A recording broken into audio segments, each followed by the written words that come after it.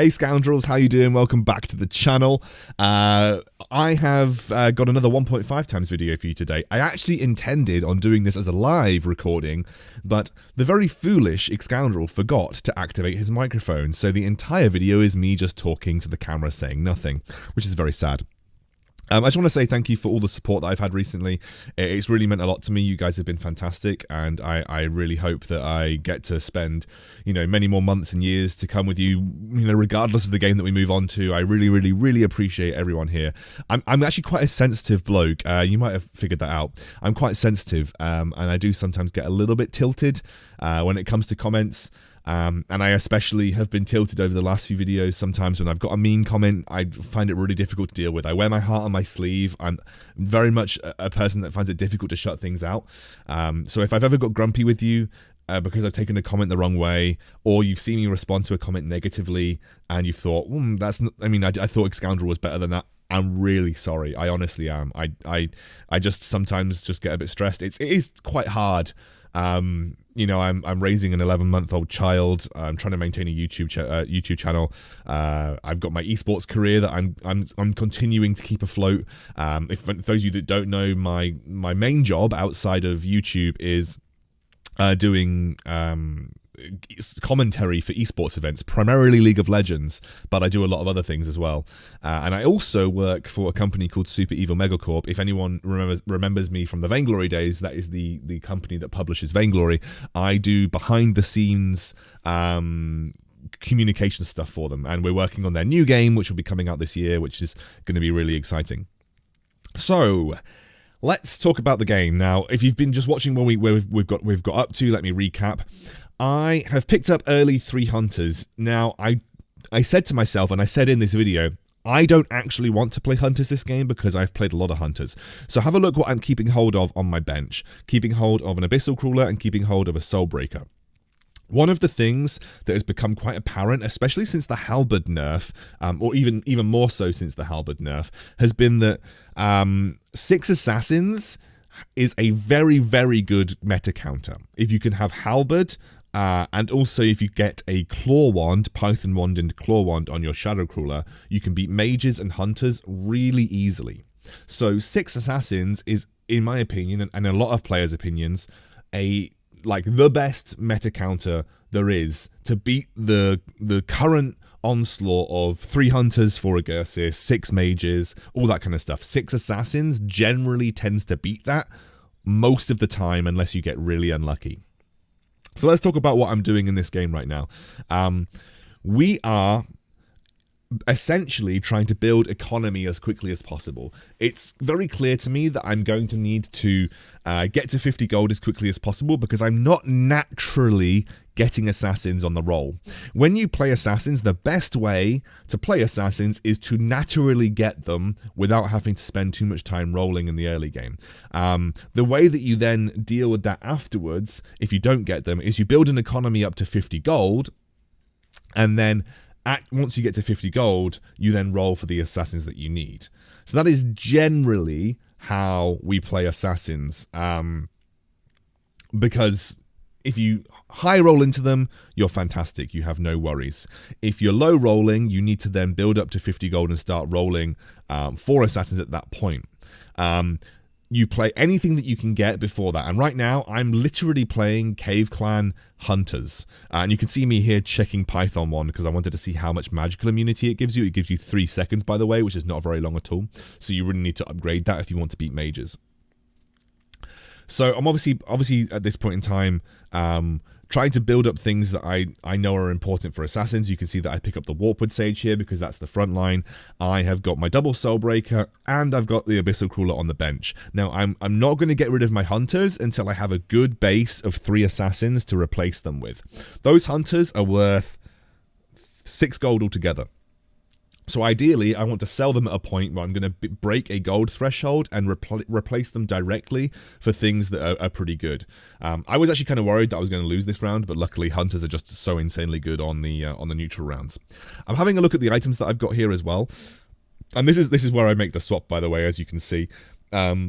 Shadowcrawler and Lord of Sand with a 2-star Soulbreaker is a good enough replacement for all of my hunters to say, okay, Let's stick them on the field and let's get ready to go. Now I've also got a good base for assassins. What I can do is start picking up the items that I need. And the items that I have picked up here are Python Wand, which builds into Claw Wand, and obviously Frantic Mask.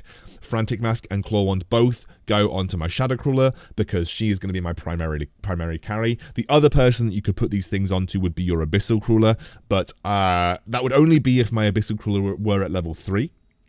And right now, I've not really high-rolled my Abyssal Crawler. My Shadow Crawler is going to be the first thing that I put them on. The reason that I've put them on my Shadow Crawler this early is because I want to try and preserve as much of my HP as possible, because what I haven't done this game, and this is very different to how I normally play the game, is I haven't leveled up on Curve. Now, you might ask why I have not leveled up on Curve. The answer would be that in order to get my assassins, I need to get to 50 gold to roll. I need to get my economy up to the most stable point possible, because it is very important for me. It's very important for me to... One second, I'm just checking what I'm doing here. Okay, I put on the Warpwood Sage over the Red Axe Chief to make sure that I've got the 3 feather bonus. But it's very important for me to be able to have the economy to then constantly roll down. If I were to level up, I would delay my 50 gold, and it would mean it would be much harder for me to force the units that I need in order to win, or at least preserve HP. So that's why I made this choice. It's a little bit different to how I normally play the game. Probably didn't explain that very well because my mind was wandering. But essentially, the TLDR, I need 50 gold to force the build, which is basically it. So I got a little bit debated here again. Sometimes I look at round 14 in the top corner and think, oh, last round was round 14, let's prepare for wolves. Very luckily, it doesn't really matter how you position assassins, unless the enemy has got a load of stuff on the front line. It doesn't really matter how you position assassins. So I got away with it here. And I end up winning anyway, but it definitely could have gone a lot worse if I'd gone up against someone who had frontline knights, for instance. So I just had to be, you do have to be a little bit aware and a little bit careful that you always read the top left corner and read it properly. So now I have the wolf pack. Again, for assassins, it doesn't matter too much how you position, but you do want your tanks to essentially try and take most of the aggro. A little bit difficult because assassins immediately jump, and that can really mess up the wolf's AI, and so it becomes a bit random. So what you're going to see here is that I engage the big wolf, and my assassins remain safe, and then my swordsman gets a lot of work done. So that was the best way I think that I could have positioned them. Essentially, my assassins clean up the big wolf first, and then they can focus on the little wolves who are less annoying. So now we're at round 15. We've got 50 gold. We're going to start leveling up. I want to get to level 8 before rolling too much. Level 8 is like the golden level for assassins. Level 8 is the golden level for assassins. Mainly because that is the point at which you can start getting all of your stuff that you want to 3-star. You have the space for your Warpwood Sage and your Razor Claw on the field. And you don't really need to add anything extra to the composition at level 9 or level 10. There isn't really any need with assassins to go beyond level 9, level 8. That you can never massively add anything of huge importance. The only thing that could actually be of use is going to level 9 to add Marine if you're up against a full mage lobby. You could go to level 10 now to add Warlocks or Agursis, and what you're going to find in this game is that something along those lines does happen. And also because I'm going to talk about the assassins that I'm running, you could also go to level 10 to add Dragons for Venom. In very, very specific circumstances, that would be good. But in general, assassins mostly function at level 8 because that is just generally the easiest level to make them work at. So this is the guy that's been high rolling the whole game, Frassi. He's playing Hunters, and you can see he's in a really strong spot. I'm still losing to him pretty easily. But again, I want to keep plowing to get towards level 8. Once I'm at level 8, then we roll. Then we're just going to roll to look for a 3-star Shadow Crawler. We're going to look for a 3-star Soulbreaker. We're going to look for a 3-star Abyssal Crawler, 3-star Warpwood Sage, and obviously then looking for Razor Claw as well. All of those things will be important at level 8, but most importantly is getting to level 8 with a good amount of HP so that rolling it makes sense and is sensible. And actually, I am pretty happy, given that I've had to force this build and didn't high roll into it, that I've ended up being at level 8 at around 50 HP. That's actually really good in my eyes. You may have noticed that I rolled over a Water Spirit from time to time. I'm not that bothered about missing 6 assassins because I am actually running. I'd like to run, as you can see, Venom over. I'd like to run Venom over anything else. The reason I want to run Venom, and you might think, but Excoundrel isn't Venom like one of the worst assassins? The reason I want to run Venom is he's actually better versus hunters than Water Spirit. Water Spirit is pretty good when the enemy composition is all broken up. Like, it's good. It's actually pretty good against knights, for instance, because he does damage across the entire lineup. But Venom is really, really good against hunters, because Venom has an 80% chance to cast his spell on the unit with the highest attack speed, and usually, if hunters are playing correctly, that's either going to be their 3-star Agursis Ranger with stacked items, or it's going to be Dwarf Sniper. And Venom's ability does a lot of damage, and it slows the attack speed, so it slows the DPS of their highest DPS unit, and it does an insane amount of single target damage. So Venom is actually a really good choice for assassins when you are running against hunters, which is why I made the decision to do what I did.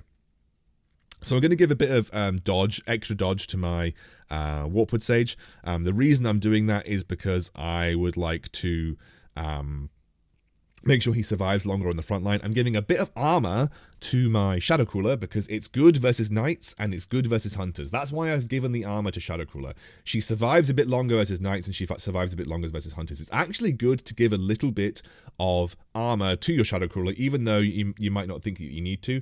Genuinely, it's a solid idea. Actually, you're going to notice across a lot of these rounds, Venom is the actual MVP. Venom is absolutely insane in a lot of these fights. He's a massively, massively underappreciated unit, and I think has become more and more appreciated with the use of dragons, and also more and more appreciated with, obviously, the rise in assassins again, and how good he is versus hunters. But watch Venom, what he does in this scenario. He basically like picks off individual units like straight onto the Heaven Bomber. The Heaven Bomber health ticks down. Then he's going to do the same thing to the Siren. The Siren goes down, and then he's going to do the same thing to, well, he casts it at the end before the guy dies. But actually, Venom did a lot of work in that particular instance. Venom is like I said, a really strong unit that definitely doesn't get appreciated enough, and is very, very good versus the hunter builds that we're seeing right now.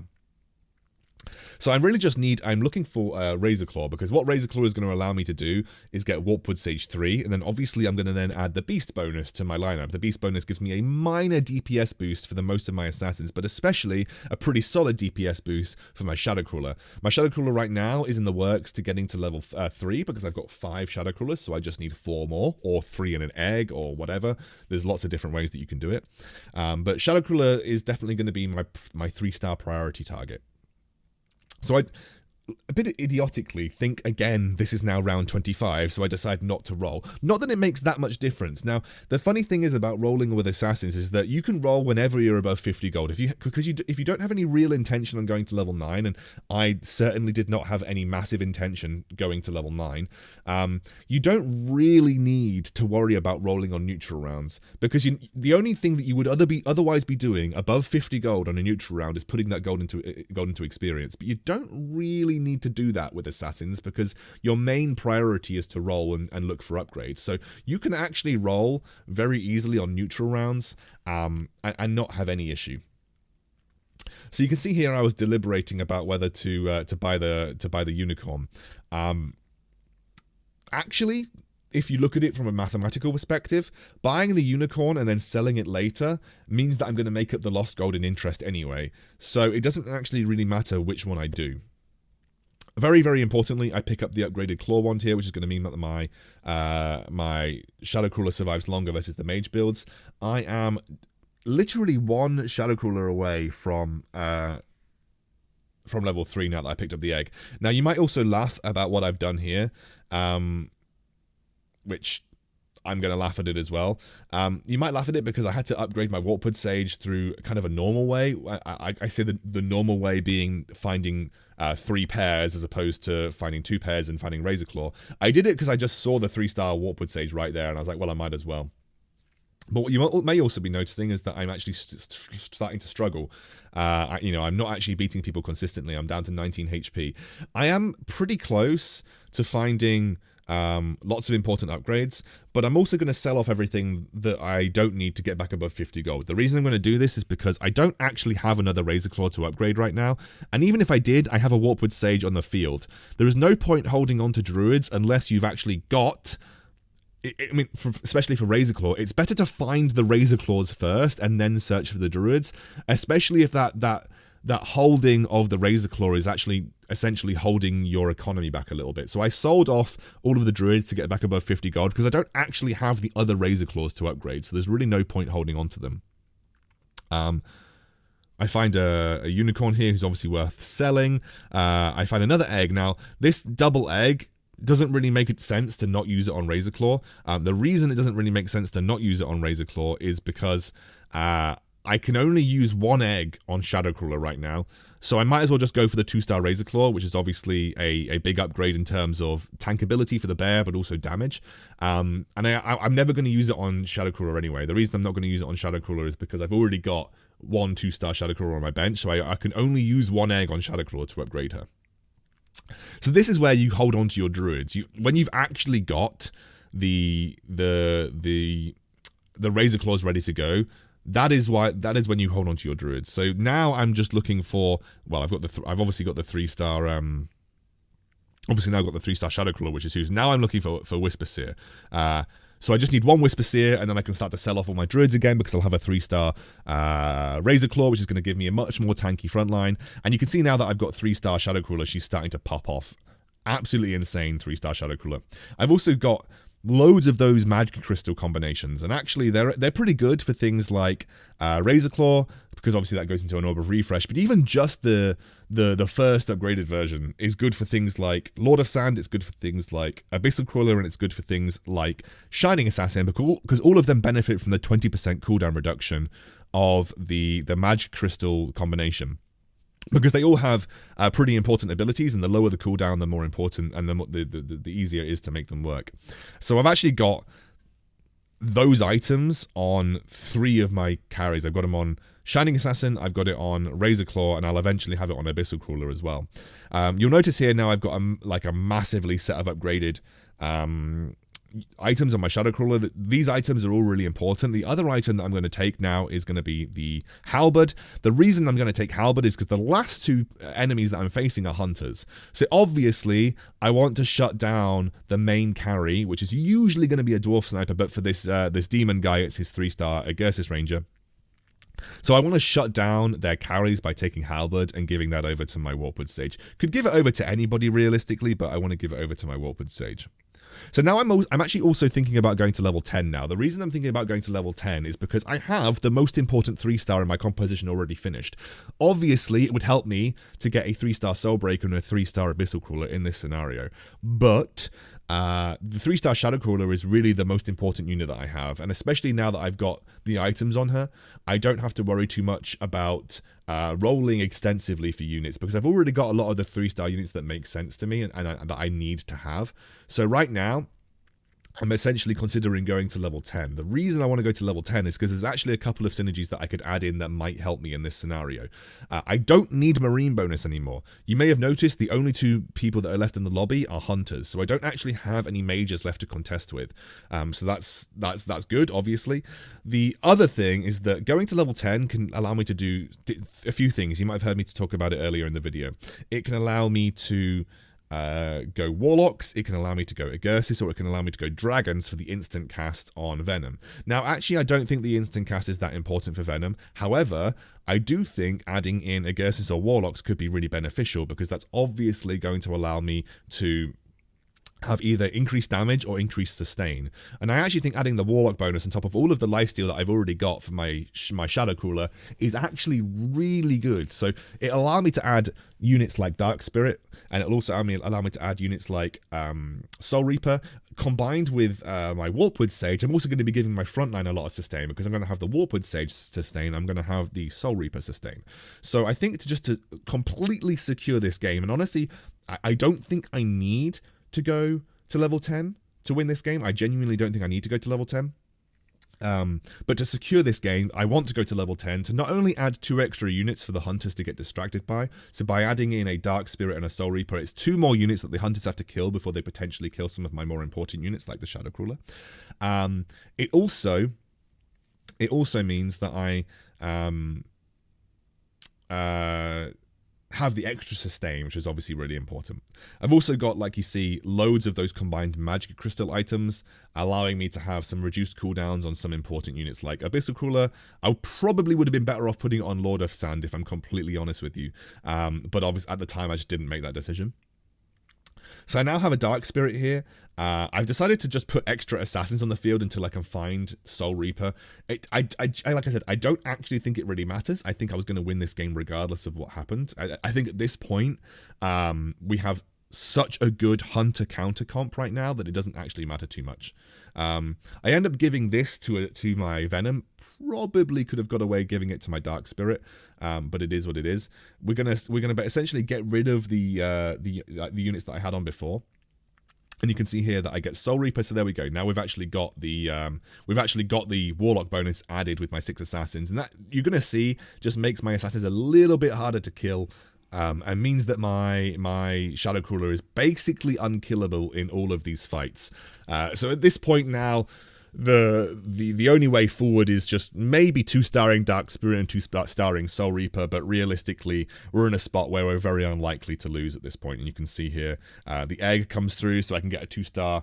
Well, I could have actually had a 3-star Soul Breaker, but I thought 2-star Dark Spirit's a pretty good idea. And with the 3-star Shadow Crawler, we're also just going to just mash through this guy here. So it's just basically business as usual right at the end. Though you can see, I actually thought that Claw Wand stopped you from getting affected by Siren Ultimate, but it doesn't seem to for some reason. No idea why. And there we go. 6 assassins taking the win in this game. Kind of sad that I didn't get to do the live gameplay version, but unfortunately, I just forgot to turn my microphone on. See you soon.